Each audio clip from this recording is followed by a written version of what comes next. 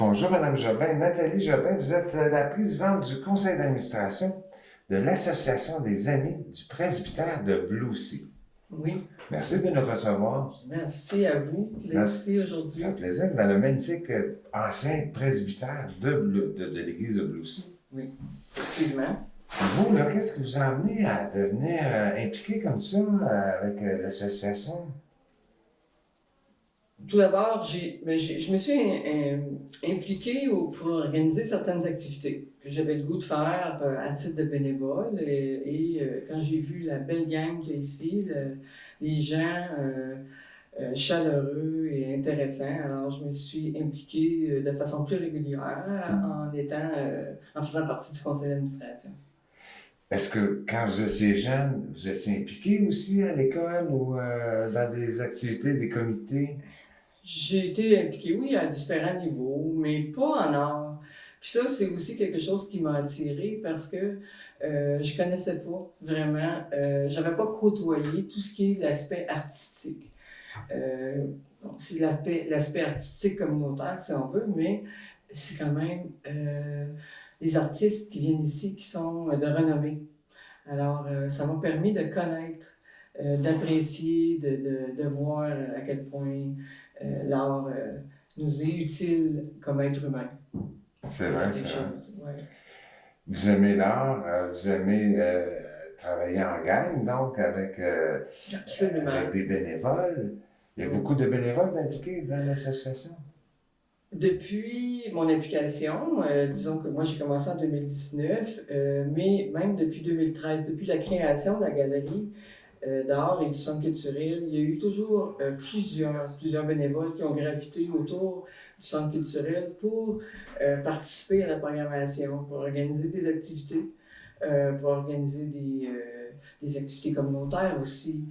Il y a beaucoup de bénévoles, effectivement, des gens de la communauté, des gens qui viennent d'un peu partout dans la MRC, qui ont le goût de venir travailler ici parce qu'on a quand même une notoriété au niveau du dynamisme, puis ça bouge.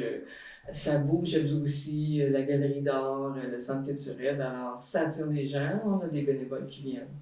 Oui. Le centre culturel est un organisme sans but lucratif avec un CA composé de 7 personnes, j'imagine? Composé de 9 personnes au conseil d'administration.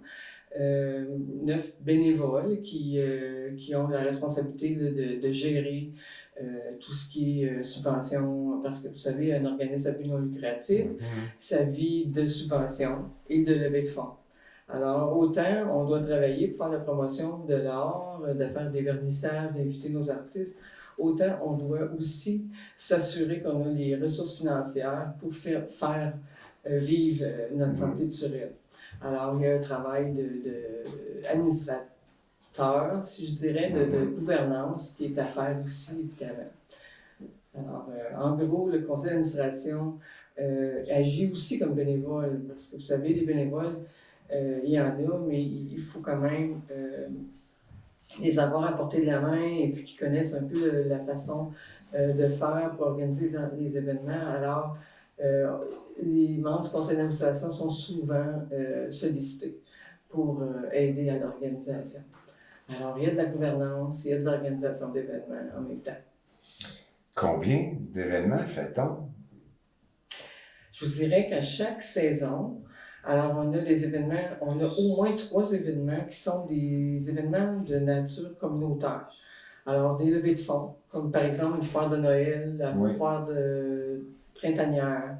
On a aussi la journée sportive, qui est une journée où on célèbre tout ensemble des activités physiques offertes par des moniteurs, des gens, des sportifs de la région qui viennent entraîner ici. Alors, c'est une belle journée. Alors, ces trois activités-là sont des activités d'ordre plus communautaire et on a au moins 3 vernissages par saison. Alors, des vernissages d'artistes qui viennent du local, qui viennent aussi du régional. Et même, on a eu des artistes, et on va en avoir encore des artistes qui ont une renommée internationale, puis qui viennent d'Europe, etc. Alors, on a de tout. On a aussi maintenant, depuis cette année, un nouveau projet qui est la Ruche d'Or. Alors, la Ruche d'Or, c'est de nature communautaire beaucoup. Ça tourne autour de l'or, évidemment, à ART, à la Ruche d'Or.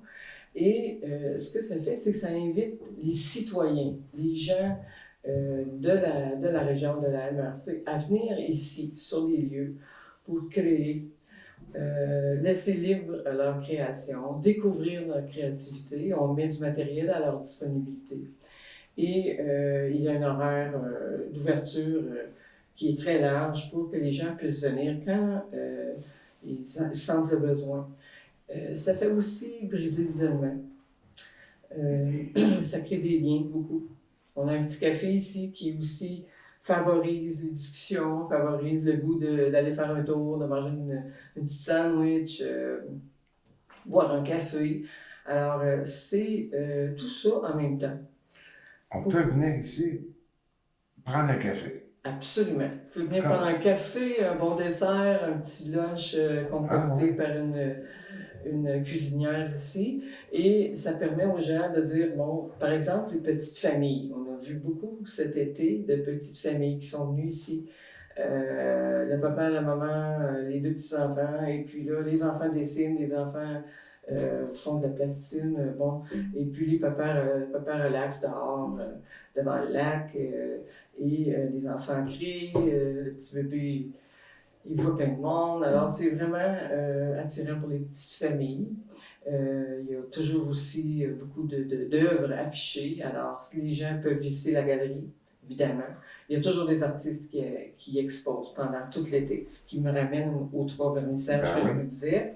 Alors, les 3 vernissages vont durer, par exemple, 3 semaines, 1 mois pour un vernissage, 2 vernissages, jusqu'en septembre. Wow! C'est impressionnant, c'est beaucoup, hein, quand même. 12 expositions par année, environ. C'est un vernissage à peu près toutes les 3 semaines. Mais on peut avoir plusieurs artistes. Comme aujourd'hui, on a plusieurs artistes qui exposent dans la galerie. Mais quand on fait un vernissage, on offre la majorité de l'espace à l'artiste. À un artiste. Oui. Alors, c'est en gros, ça fait vraiment vivant. Comment on fait pour appliquer pour devenir un des artistes qui expose? Ah, alors ça, c'est tout un autre aspect que le conseil d'administration s'assure de bien gérer le recrutement des artistes. Alors, on fait des appels de candidature. Alors, on a des coordonnées d'artistes aussi. Et puis, on reçoit des candidatures d'artistes. Et puis là, il y a un comité qui s'appelle le comité artistique qui étudie les portfolios, puis les demandes, les offres des artistes. Et puis, on fait un choix selon ce qui convient le plus à nos valeurs, au centre culturel où on veut accueillir, par exemple, de tous les âges. On veut que ce soit inclusif. Alors, ce sont toutes des valeurs qui sont importantes pour nous. Donc, quand on reçoit une candidature, on regarde tous les aspects de la candidature de l'artiste. Vous, est-ce que vous payez? En secret. En secret? Oui, en secret. Mais c'est vraiment thérapeutique, je vous dirais, de pouvoir s'exprimer avec des couleurs.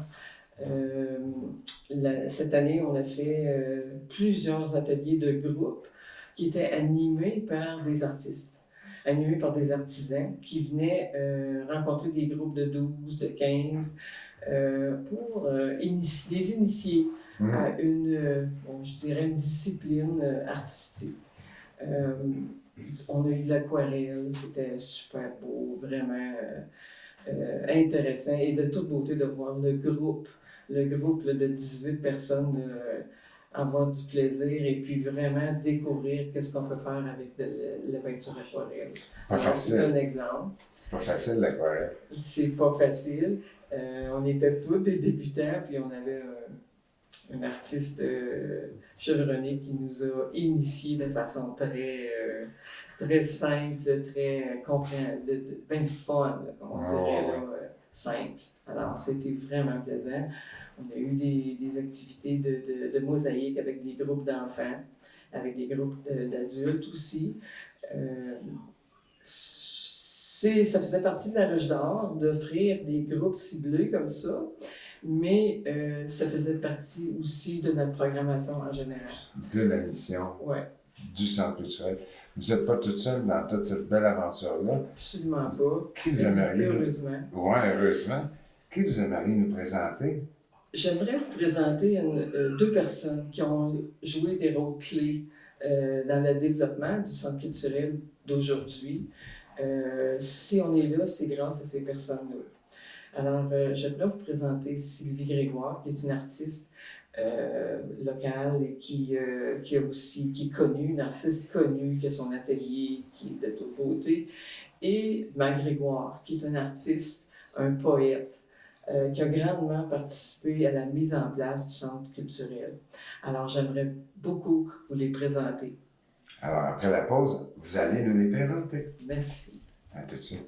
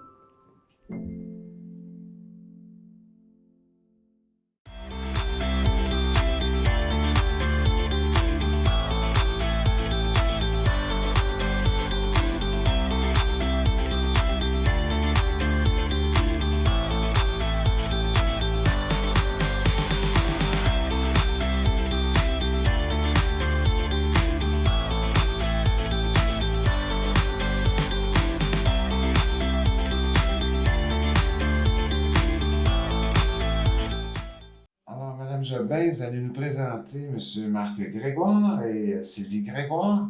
Marc étant un des fondateurs du Centre culturel et un artiste, et Mme Grégoire aussi. Oui. C'est-à-dire que Mme Grégoire, ici présente, c'est la fondatrice pour la Galerie d'art. OK.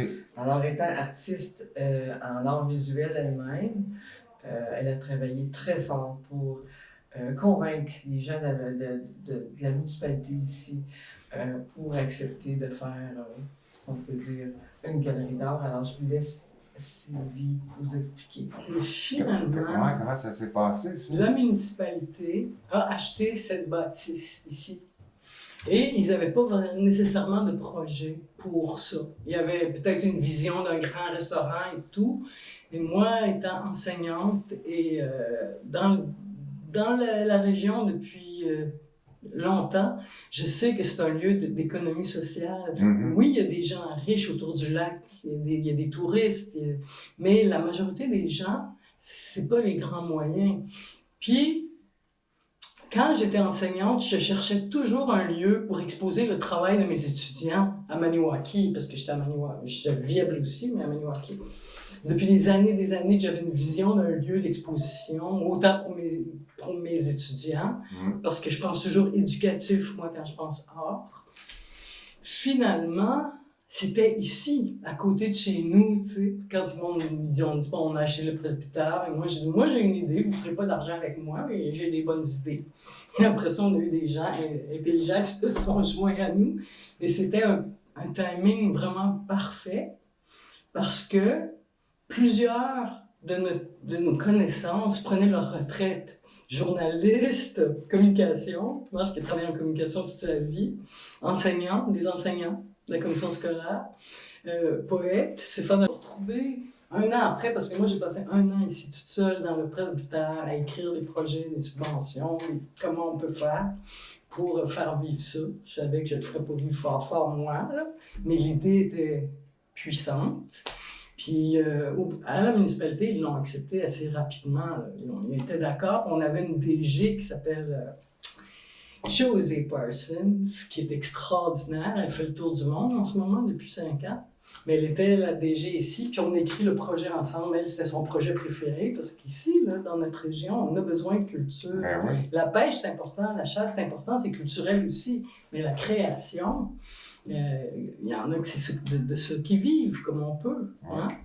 Alors, tu ça a parles, été. Je t'interromps parce que je pense que les gens qui te regardent actuellement vont comprendre juste avec tes yeux comment ce pouvoir de conviction inné chez toi a pu faire de beaux ravages auprès tu parles de la directrice générale, mais je me rappelle du maire de l'époque, le maire Laurent Fortin, à genoux dans l'escalier avec du papier sablé pour rénover cette bâtisse-là qui était laissée à l'abandon depuis des années, hein, je pense.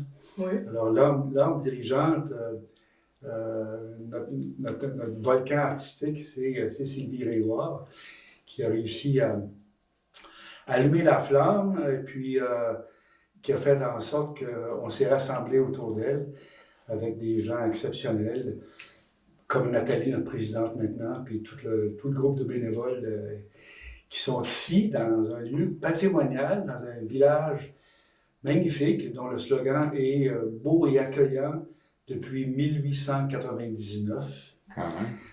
C'est un village qui a toute une histoire, avec la venue du train en 1900, c'est là que ça a commencé. Là. Bon, la villégiature s'est ajoutée à l'industrie du bois de l'époque. Et puis, alors, il semble qu'il y avait en dormance beaucoup de talent. Sylvie il a fait allusion quelques minutes. Il y avait en dormance beaucoup de talent et le fait qu'on puisse avoir un lieu pour l'exprimer, pour une espèce de capteur de rêve, grâce à Sylvie, ça a pris son envol, puis nous voilà aujourd'hui. Vous, comment vous êtes devenu impliqué? Moi, je suis un gars de Blue Sea, un gars de chalet familial. Bon, j'ai passé ma carrière à Ottawa et à Montréal, mais dès que j'ai eu une chance de prendre ma retraite, ce que j'ai fait il y a 12 ans, je suis revenu au berceau de mon village, je dirais natal, parce qu'on est dans un village, même si on vient de la ville. C'est ici qu'on apprend beaucoup de choses. Et moi, j'ai appris ici à être un artiste. Je ne savais pas que j'en étais un. Alors, Sylvie, qui m'a dit, ben, tu devrais exposer. Tu devrais, parce que je fais de la photo, je fais de la peinture, je fais un peu de poésie. Puis Sylvie m'a donné cet espace, ces murs, ce lieu d'expression. Et puis, grâce à elle, ben là, je pense que elle m'a dit que j'étais un artiste. Grâce à moi, mais je veux dire, c'est pas juste moi, c'est qu'on a carte blanche. Ici, on avait carte blanche, tu sais, pour exposer en ville, à la maison du citoyen, ça prend des pédigrés. Tu sais, en tant qu'artiste, on y croit plus trop à ça. Ouais. On veut créer, puis on veut... Exposer. Oui, on veut exposer. Puis c'est devenu un lieu d'échange. Les gens du lac, les touristes, disons, ils aiment ça, avoir des places à aller. Aller voir, ben oui, et pourquoi pas acheter aussi. Oui, ouais. La première année, on a vendu beaucoup, c'était surprenant. Mais aussi, ils viennent raconter leurs histoires d'enfance. Il y en a qui ont écrit des livres, il y en a qui ont pris des photos, il y en a, puis ça pleurait. Ça apportait tellement d'émotions. C'était vraiment spécial de rencontrer tous ces gens. Tu sais dans quelle salle on est aujourd'hui? La salle René Lévesque. Voilà! Justement, on peut parler politique un peu. Non, mais on est dans le presbytère, on le sait, mais ça, c'était la chambre de l'évêque. Oui. Ah, bon, cette chambre de l'évêque. C'est quand il venait le curé, l'évêque, la servante du curé était pas trop loin de la chambre. Arrête, non.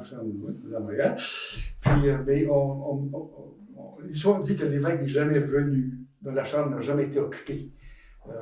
OK. Parce que je trouvais ça un peu petit pour avoir un évêque. Oui, c'est des évêques, c'est des petits évêques. Des petits évêques. Des petits évêques. C'était des petits évêques dans le temps. Il prenait beaucoup de place, mais il était pas tout. Il était polyvalent aussi, il se promenait beaucoup. Oui, c'est ça, c'est ça. Alors, il y a beaucoup d'histoires, en effet. C'est vraiment un lieu qui est apprécié des gens. Les gens aiment ça sortir. Tu sais, on n'avait pas de place à aller. Moi, je marche jusque chez nous maintenant, puis je viens tous les jours, comme si j'étais le concierge, tu sais. Checker ça, mais ça a vraiment ouvert notre village sur un ça crée aspect. Un point de chute, là, oui. Un point de rassemblement. Oui. Mais le petit café, c'est une bonne idée. Ouais, super beaucoup. Et puis, je voudrais dire aussi par rapport à Sylvie, c'est que Sylvie a travaillé beaucoup au niveau du conseil d'administration avec nous, jusqu'à récemment. Là. Donc là, elle est plus en retrait dans son atelier, qui était toute beauté, et puis elle vient de faire des vernissages. Et puis c'est aussi notre artiste ambassadrice, si on veut. Alors c'est elle qui rencontre les grands artistes aussi qui viennent nous visiter. Alors elle joue encore un rôle primordial pour nous.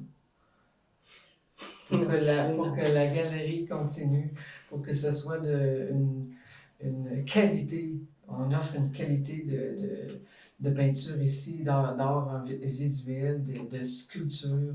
Alors, on tient à avoir une certaine qualité. On donne notre place aux artistes émergents, on donne leur place à ceux qui veulent commencer quelque part, mais on tient aussi à avoir des artistes de renom. Alors, Sylvie, c'est notre ambassadrice. Tu vas les convaincre. Mais j'ai quand même l'impression qu'il y a une ouverture plus grande maintenant, là, parce qu'il y a des gens nouveaux qui ont des goûts différents, qui ont des visions différentes. C'est sûr que moi, des fois, j'ai des jugements faciles, il faut que je fasse attention, mais c'est superbe de voir cette ouverture de nouvelles, si tu veux, de plein de gens. Ben, ça a créé ça, hein? Ça a créé une ouverture, un endroit pour s'exprimer, se rassembler. Puis de voir qu'il y a des gens qui veulent s'impliquer dans le conseil d'administration, comme Nat, je me rappelle, Nat, quand elle venait chez nous, regardait mes peintures, puis c'était comme, elle aime l'art. Parce que, tu sais, il y a des gens qui peuvent passer tout droit devant l'art, ça ne leur dit rien. Non, j'ai découvert ça. C'est ça. Puis c'est le fun de voir ces gens-là s'impliquer, là, tu sais. Moi, je suis surprise. C'est une allumeuse, Sylvie. Ah, c'est bon. Vous n'êtes pas seul, là, vous trois. Là. Il y a d'autres mondes que vous aimeriez présenter, là, je pense. Qui présente qui, là? Bon, moi, je voudrais présenter 2 personnes bénévoles qui travaillent pour l'organisation des événements artistiques, qui continuent le travail.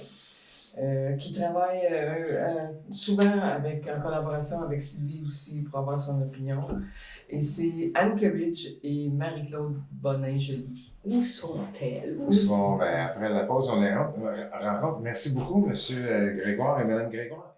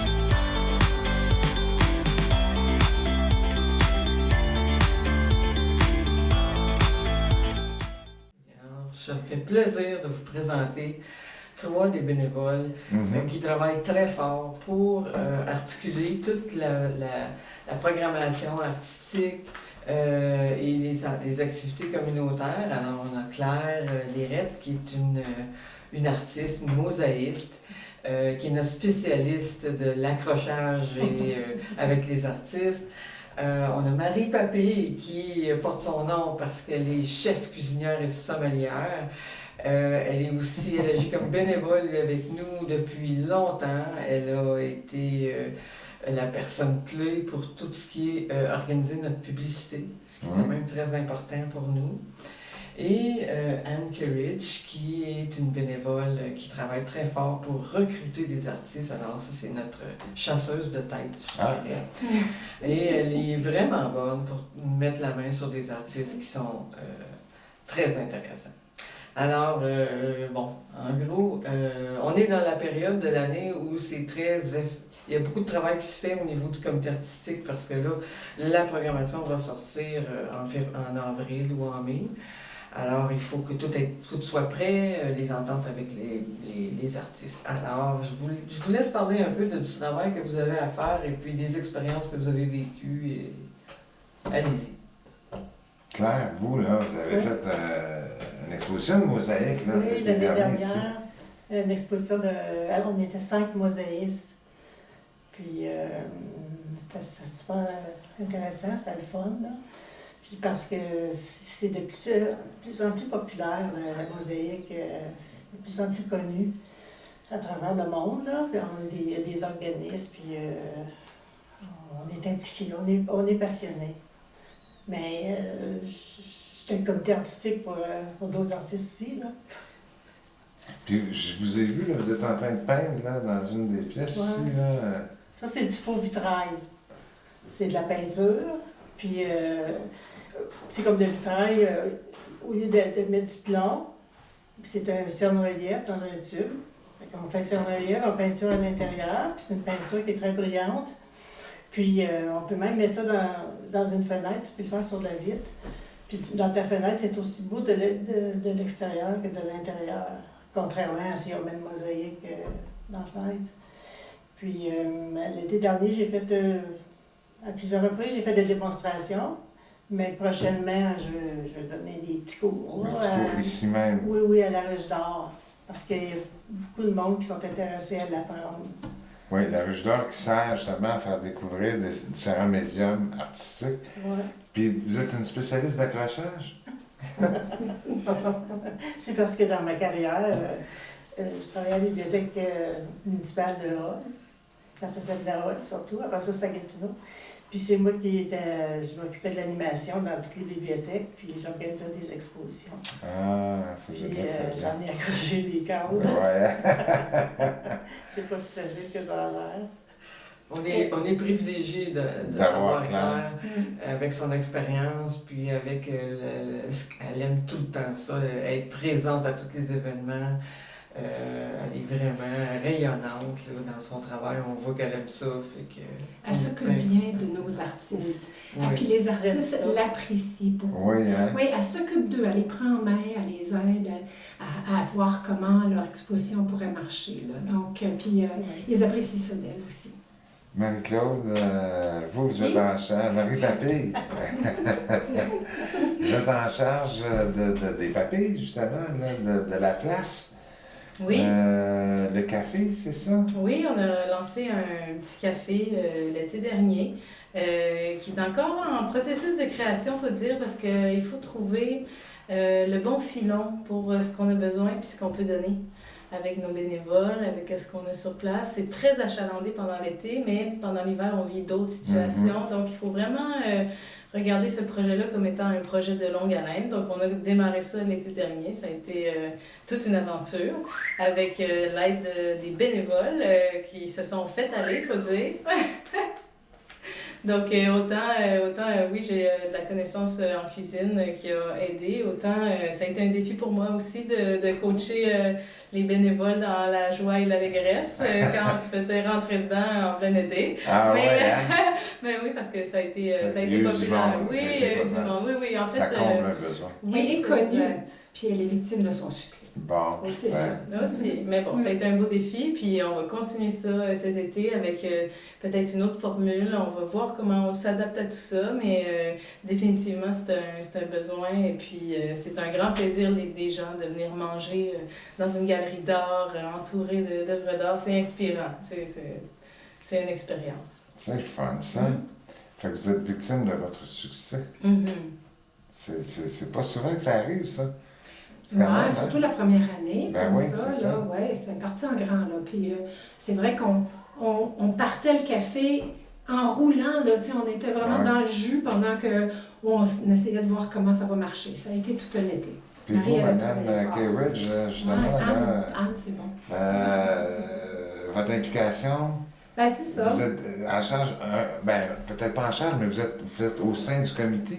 Comité artistique, oui. C'est ma première année à faire pleinement partie du comité Parce que artistique. tu es vice-présidente. Parce que je suis aussi vice-présidente. C'est la vice-présidente.